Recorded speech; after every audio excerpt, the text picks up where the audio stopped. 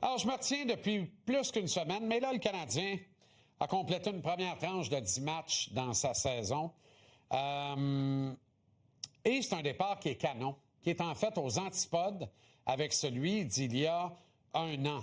Et ce départ permet de rêver à voix haute. C'est ce que j'ai envie qu'on fasse ensemble ce soir, même si Marinaro m'a entraîné dans des sentiers trop balisés concernant ce qui va moins bien avec l'équipe.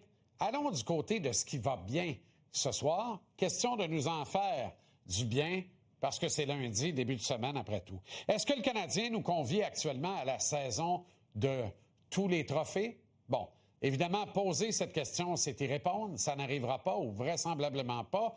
Mais quand même, après 10 matchs, c'est intéressant. Nick Suzuki, pour a 13 points. C'est seulement 3 de moins que Jack Eichel au sommet des marqueurs de toute la Ligue nationale. L'absence d'Alexander Barkov ouvre les options et le débat sur son successeur au trophée Selke cette saison. Après avoir été écarté du podium l'an dernier malgré une formidable campagne, le capitaine peut raisonnablement croire en ses chances de monter sur l'estrade d'honneur du circuit Bettman en juin prochain. Suzuki est en voie de connaître une autre saison meilleure que la précédente, une saison en tout point semblable au meilleur de Patrice Bergeron, 6 fois récipiendaire du trophée récompensant le meilleur attaquant sur 200 pieds par 85. Son coéquipier, ami et partenaire de crime, Cole Caulfield, a 7 buts d'enfilée jusqu'à maintenant. 7 en 10. C'est du but en tas, aurait dit Mousse Dupont. C'est un seul de moins que les 3 meneurs à ce chapitre. Depuis la création du trophée Maurice Richard, récompensant le meilleur buteur de la LNH, aucun joueur du Canadien n'a pu rapporter l'objet de convoitise à la maison. On s'en est au mieux, mais à peine approché. Le regretté Tom Lapointe a mené bataille avec distinction afin que la mémoire du Rocket soit à jamais honorée dans la LNH. Ce serait touchant que dans l'année suivant son décès, un membre du Canadien coiffe les francs-tireurs de partout ailleurs dans le circuit. Caulfield aura fort à faire, c'est vrai, mais sa détermination qui n'a d'égal que la progression de son jeu permet d'y croire. Lane Hodgson est le tenant du trophée Calder, remis à la recrue de l'année. Un honneur parfaitement mérité et récompensé d'un contrat longue durée qui ne le laissera pas dans la misère. Hodgson a connu un départ plutôt lent, la négociation de sa nouvelle entente y étant sans doute, pour beaucoup, libéré du poids de tout ce qu'on en disait et de ce qui s'en écrivait, le diminutif défenseur a repris son rythme de production de la saison passée. Il a hélas Cale Makar sur son chemin, mais en demeurant dans l'ombre du meneur avec seulement 2 points de retard, Hodgson se profile comme un farouche prétendant au titre de défenseur de l'année. Il faudra toutefois à Hodgson une progression notable à la colonne des plus et des moins où Makar fait cavalier seul, loin devant. Le 48 du CH défend de mieux en mieux et il devra en faire plus pour être reconnu comme le meilleur de sa profession dès cette saison.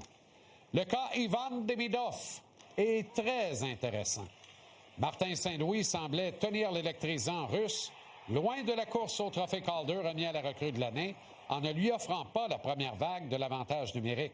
Le coach a fait la même chose avec Hodgson il y a 1 an, mais il a cédé 1 mois plus tôt dans le cas de Demigod, qui a ainsi l'opportunité d'engraisser sa fiche personnelle, ce qui peut moins faire à force égale en raison de ses partenaires de trio. Zachary Bolduc, qui a écopé pour faire de la place à Yvan en première vague de jeu de puissance, devrait aussi être compensé par Martin Saint-Louis. Si Bolduc se retrouve à la place de Newhook avec Demidov et Kapanen, Yvan luttera alors vraiment avec Matthew Schaefer des Islanders pour le trophée Calder, en même temps que Bolduc dépassera sa production attendue et que le Canadien sera tout simplement un meilleur club. Mais ça, on dirait qu'il n'y a rien que moi qui le dit ou qui le pense. Peut-être que j'ai tort. À voir. Parlant du coach, Martin Saint-Louis pourrait être considéré au titre d'entraîneur-chef de l'année. Il est à l'instar de certains de ses joueurs très tôt pour convenir de cette perspective, mais actuellement 4e au classement général à 2 points du sommet de toute la Ligue nationale, le coach mérite que les projecteurs ralentissent quand il passe au-dessus de sa tête. Bien qu'une majorité d'observateurs placent le Canadien en série de fin de saison, peu d'entre eux les voyaient coiffer tous leurs opposants au sommet de la section Atlantique.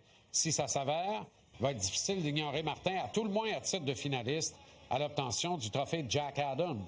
Il faudra voir les autres performances inattendues dans le circuit, dont celle jusqu'à maintenant du mammouth de l'Utah, qui pourrait, si elle demeure, voir le Bear, André Tourigny, coiffer Martin au fil d'arrivée.